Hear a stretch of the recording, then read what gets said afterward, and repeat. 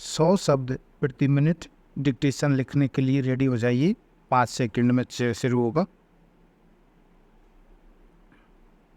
शुरू। मान्यवर, इस सदन में हो रही आज की दूसरी बहस में भी बहुत से महत्वपूर्ण प्रश्न उठाए गए हैं। कुछ सदस्यों का कहना था कि यदि गन्ने की पैदावार को कम कर दिया जाए तो धीरे धीरे इसके दाम बढ़ जाएंगे। मैं इस सुझाव से सहमत नहीं हूँ कि पैदावार को कम करके गन्ने के दाम बढ़ाए जाएं। हम तो यह चाहते हैं कि देश में हर चीज़ की पैदावार बढ़े और साथ ही किसानों को उनकी पैदावार का पूरा दाम भी मिले। यदि किसानों को उनकी मेहनत के अनुसार दाम नहीं दिए जाएंगे तो खेती के प्रति उनका उत्साह कम होता जाएगा। ऐसी स्थिति में देश को गंभीर संकट का सामना करना पड़ सकता है। आज की बहस में बहुत जरूरी प्रश्न उठाए गए। एक प्रश्न दोहरी नीति के बारे में भी उठाया गया। एक सुझाव था कि दोहरी नीति को समाप्त कर दिया जाना चाहिए। सभी सदस्यों ने इस बात को बहुत जोर देकर कहा क्योंकि यह बात ही ऐसी है। इस सदन के बहुत से सदस्य ऐसे क्षेत्रों से आते हैं जहां पर गन्ने की पैदावार बड़े पैमाने पर की जाती है और गन्ने का उत्पादन बहुत बड़ी मात्रा में होता है। इसीलिए वहाँ पर बहुत सी चीनी मिलें हैं। यही वजह है कि आप सभी ने चीनी के संबंध में दोहरी नीति को समाप्त करने का सुझाव दिया है। वास्तव में कुछ समय पहले मेरा भी ऐसा ही विचार था, लेकिन बाद में मुझे इस संबंध में अपने विचार बदलने पड़े। मेरा तो यही कहना है कि यदि आप इस प्रश्न पर शांतिपूर्ण ढंग से मनन करें तो आपके विचारों में भी बदलाव आ सकता है। आज चीनी के प्रश्न पर पूरे देश में विवाद चल रहा है। मेरा मत है कि सरकार चीनी के उत्पादन खर्चे और मुनाफे पर अच्छी तरह से विचार करे और किसी एक निश्चित नतीजे पर पहुँचे। कई वर्ष पहले फसल बीमा का प्रस्ताव सरकार के समक्ष रखा गया था, लेकिन अभी तक इस संबंध में कुछ भी नहीं किया गया है। इस प्रस्ताव पर जितनी जल्दी अमल किया जाए उतना ही किसानों का लाभ होगा। इस पर आने वाले खर्च की समस्या भी प्रयत्न करके हल की जा सकती है। आज स्थिति यह है कि किसान की फसल किसी कारण नष्ट हो जाती है तो उसके पास खाने को कुछ नहीं बचता है। पैराचेंज।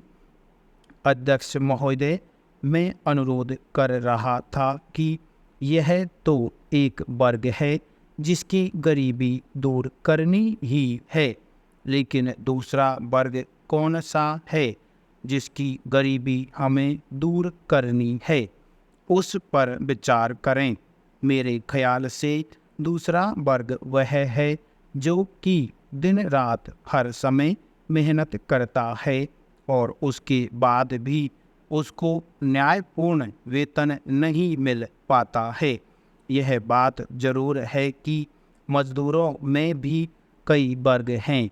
एक ऐसा मजदूर वर्ग है जो बड़े बड़े कारखानों में काम करता है, संगठित है, संघर्ष भी करता है, लड़ता है और रात दिन झगड़ता है। ऐसे मजदूरों ने अपने लिए सारी सुविधाएं प्राप्त कर ली हैं। कई जगहों पर ऐसे मजदूर को 2-250 रुपये महीना वेतन मिलता है, लेकिन इस मजदूर के साथ ही वह दूसरा मजदूर भी है जिसे एक दिन में 10 से 12 घंटे काम करने के बाद भी 2 रुपये भी नसीब नहीं होते। मैं कहना चाहता हूँ कि हमें इस असमानता को दूर करना चाहिए। बड़ी ऊंची आवाज़ में लोग कहते हैं कि जो बड़े बड़े लोग हैं, जिनके पास सारी दौलत है, सारी आर्थिक शक्ति केंद्रित है, जब तक उनको समाप्त नहीं किया जाता तब तक देश में समाजवाद नहीं आ सकता। यह बात ठीक है, लेकिन हमें पहले उन लोगों की तरफ ध्यान देना चाहिए जो श्रमिक हैं और श्रमिक होने के बाद भी आज सरकार के द्वारा उनके लिए कोई गंभीर विचार नहीं किया गया है। आपकी जानकारी के लिए मैं एक उद्योग का उदाहरण देना चाहता हूँ जिसमें पिछले 20 सालों से मैं काम कर रहा हूँ। यह उद्योग है बीड़ी बनाने वाले मजदूरों का। यद्यपि बीड़ी एक मामूली सी चीज़ दिखाई देती है और कई लोग बीड़ी की जब बात आती है तो उसे नफ़रत की निगाह से देखते हैं, लेकिन यह बात हमें नहीं भूलनी चाहिए कि हमारे देश में बीड़ी उद्योग का सबसे बड़ा महत्व है। वह महत्व इसलिए है कि इसमें मजदूरों के रोजगार के अवसर बहुत ज़्यादा हैं।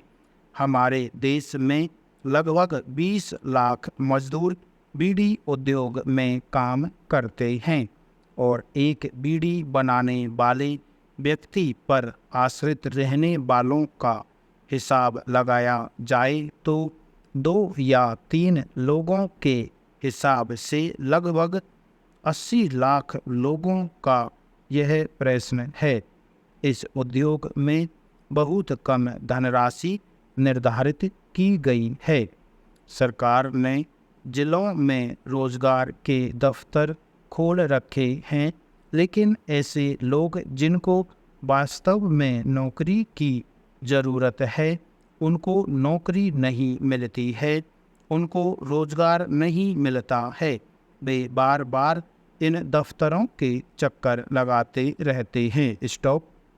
साथियों, डिक्टेशन पसंद आई हो तो वीडियो को लाइक करें। अगर चैनल पर नए हो तो चैनल को सब्सक्राइब करें।